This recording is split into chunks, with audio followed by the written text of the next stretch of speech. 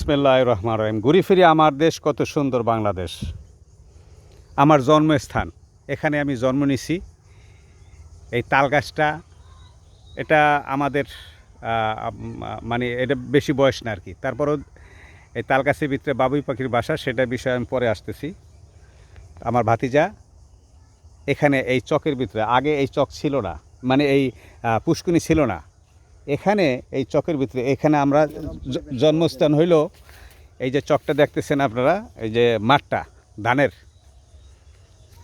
এই বাড়ি ঘর কিচ্ছু ছিল না আগে। এই যে মাঠের ভিতরে ওই যে ওই কান্দে মানে ওই গ্রামটা ছিল, এই দুইটা গ্রাম ছিল।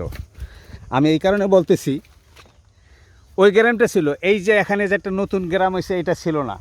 এই পুষ্কিনি তো পরে বেশি দিন হয় না। কতদিন এসে জায়গা রাখছো বাবু? 8 বছর। 8 বছর। এই যে ফসলি যে মাঠ, ধান নদী খাল এই তিনে বরিশাল বলে। শুধু ধান নদী খাল এই তিনে বরিশাল না, ফরিদপুর, মাদারীপুর এই অঞ্চলটাও ওই অ্যাড করা যায় আর কি। এই যে ইরি ধান, এখানে আমরা বর্ষার সময় অনেক বড় বড় রুই মাছ মানে কোপায় কোপায় ধরছে, দেখছি আমার বাপ দাদারা ধরছে। তারপরে এখন এই যে স্পেস আস্তে আস্তে আস্তে আস্তে মাঠেলি মানে ফসলি জমি এখন আস্তে আস্তে কমে যাচ্ছে। কারণ হচ্ছে জনসংখ্যা বৃদ্ধি, কিন্তু আমাদের ভৌগোলিক যে রাষ্ট্রটা আছে এটা কিন্তু বৃদ্ধি হচ্ছে না। রাষ্ট্র যেখানে সীমানা আছে, বর্ডার সেখানে রাখছে। ভৌগোলিক রাষ্ট্র ব্যবস্থা যে কোন পর্যায়ে নিয়ে এক একটা জাতিকে ঠেকায়, তার দৃষ্টান্ত হয়েছে বাংলাদেশ। তো যাই হোক, এই ছোটো জায়গার ভিতরে এখন যেভাবে যুদ্ধ চলতেছে, একে অপরকে মারতেছে, দেখেন এই যুদ্ধের ভিতরে আমাদেরকে টিকা থাকতে হইলে আমাদের ফসল নিজেদের উৎপাদন করে খেতে হবে। নিজেদের, সেটা ধান হোক, পাট হোক, শাক সবজি হোক, যাই হোক না কেন। তারপর তার ভিতরে বড় অংশ হচ্ছে আপনি ভাত খাবেন কি দেওয়া, মাছ দরকার। এটার ভিতরে প্রচুর মাছ কিন্তু ছাড়া হয়েছে, এবং রুই কাতল সব মাছই এখানে আছে। বাহ, তাজা টমেটো, তো কেমিক্যাল মুক্ত। তো যাই হোক, এটা কিন্তু ডায়াবেটিসের জন্য খুব ভালো বাপু। দেখছো দেখছো, এই যে ডায়াবেটিসের জন্য খুবই উপকারী বেড়া। এই যে দেখছো, কালীকুচু না কেলাকুচু বলি আমাদের স্থানীয় ভাষায়। আবার মাছ মারার জন্য ক্ষেতের থেকে চাই একটা।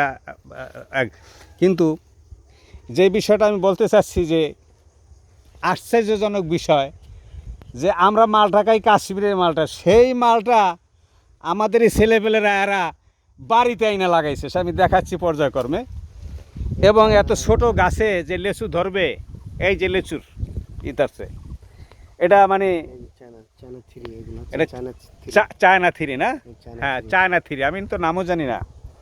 তো এখন লিচুর জগতের সবচেয়ে ভালো এই তো কাঁচামরিচ। তো হ্যাঁ, এটা করলা গাছ, এই যে আম গাছ, কত সুন্দর সুন্দর আম হয়ে রয়েছে আর কি, খুবই সুস্বাদু আম। কাটিমন না? নারকেল গাছ, এটা হচ্ছে খাটো জাতের পেঁপে চারা। আর এটা যে জাম্বুরা গাছ না? হ্যাঁ, ফাই জাম্বুরা। আর এই পেঁপেটা, হ্যাঁ, খাটো জাতের পেঁপের। হ্যাঁ, যাই হোক, কিন্তু এটার ভিতরে গোবরের সার দিবা বাবা, গোবরের সার দিতে হবে। লিচু গাছ, আর তার এই কলা গাছগুলি ওই পাশে, যাতে মাটি ধসে না যায়, ওই পাশে ঠেসে ঠেসে ডাল জায়গায় দিতে হবে লাগা। আর এটা হচ্ছে সম্ভবত মালটা গাছ। মালটা হবে হয়তো রসিরে আর কি, আগামীতে ফল ধরবে। তো লিচু গাছ, বরই গাছ, আমাকে বাড়ির যে বরই খুব সুস্বাদু, এটা জানো? তোর তো বলছিলাম একবার। হ্যাঁ, কাঁঠাল। হ্যাঁ, কিন্তু এটা এটা এটা কাটতে হবে বাবা। এটা এটা এটা রাখা যাবে না, একাশি, এটা পরিবেশ দূষণ করে। ঠিক আছে? তো এই যে গাছ, আর একটা আকর্ষণীয় বিষয় হচ্ছে যে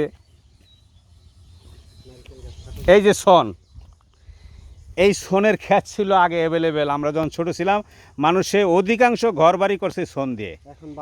এখন বাংলোতে বিভিন্ন ধরনের আমরা হাই সোসাইটিতে দেখি এই শনের ঘর দেখি। হ্যাঁ হ্যাঁ, এই সেই শনের। আর এটা যে শিমুলের চারা, এটা কাটবে না, ঠিক আছে? শিমুল গাছে তুলা দেবে। তো এই কথাগুলি এই কারণে বলতেছি, আপনি যদি এনে কিন্তু জায়গা কিন্তু বেশি না, মাত্র 16 শতাংশ জায়গা, মাত্র 16 শতাংশ জায়গা। এখানে আরেকটা তুলসী গাছ আছে, লাল তুলসী, হ্যাঁ, সেই লাল তুলসী গাছটা ওটা আরও উপকারিতা, ঠিক আছে। এই যে এখানেও তো দেখা যাচ্ছে যে তোমার লেচু হয়েছে, তো মোটামুটি ফলস এই 16 শতাংশ জায়গায় এটা ডালিম, আনার আনার, এই যে আনার ধরছে তো মনে হয়, হ্যাঁ উন্নত জাতের আনার, হ্যাঁ দুইটা এক, ওইগুলি বীজ কিনতে পাওয়া যায়, ঢাকার থেকে নিয়ে এসো না। আচ্ছা, তো এখন বেগুনের চারা আছে, মরিচের চারা আছে। এখন সবচেয়ে বড় জিনিস হচ্ছে আমরা কোনো কিছু কিনা খাই না। এই আমরা, হ্যাঁ ওরা কিছু কি ওরা মানে কোনো কিছু কিনতে হয় না। এই ধানে চাল হবে, চালে ভাত খাবে, সে ভাতের সাথে তরকারি লাগবে করলা ভাজি, সে ভাতের সাথে দরকার হবে মাছ, আর সেই ভাতের সাথে তরকারি হবে যে দেখাইলাম বেগুন, পেঁয়াজের, আমাদের দেশে পেঁয়াজ মরিচের রসুনের চাষ হয়, এই এলঞ্চা শাক, ঠিক আছে।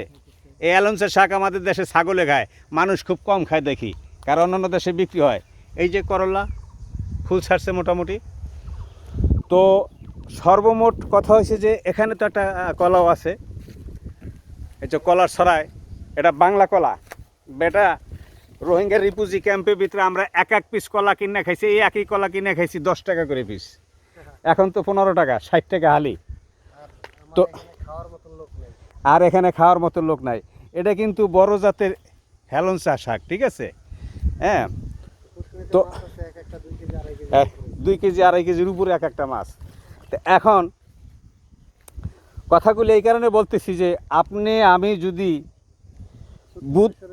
বুদ্ধি প্ল্যান না করে, মানে আজকে আমরা 200 কোটি মানুষ, পৃথিবীতে 800 কোটি মানুষ আছে, আর মুসলিমদের সংখ্যা 200 কোটি।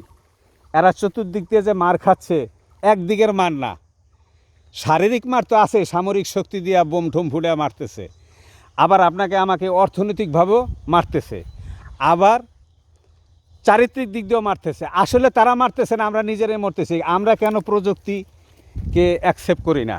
আমরা কেন উল্টাপাল্টা ফতোয়া দিচ্ছি ইসলামের নাম করে?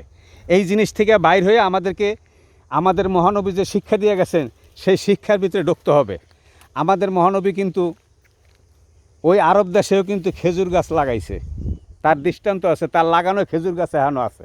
তা আসুন আমরা গাছ লাগাই, দেশ বাঁচাই, পরিবেশ বাঁচাই, নিজে বাঁচি, অন্যকে বাঁচাই, এবং আপনার সন্তানকে আমরা সুযোগ সৃষ্টি করে, আমার সন্তানকে সুযোগ সৃষ্টি করে দেই এই পৃথিবীতে বেঁচে থাকার জন্য। যেভাবে ক্লাইমেট চেঞ্জ হচ্ছে, জলবায়ু পরিবর্তন হচ্ছে, আপনি আমি যদি সচেতন না হই তাহলে কিন্তু এই পৃথিবী থাকবে না। তো কাজেই এই বিষয়ে আমাদেরকে অবশ্যই সচেতন হইতে হবে এবং কার্যকরী পদক্ষেপ নিতে হবে।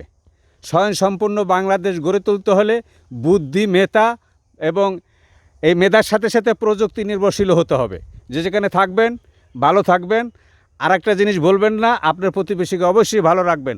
ভালো থাকবেন, ভালো রাখবেন, আবার দেখা হবে, আবার কথা হবে।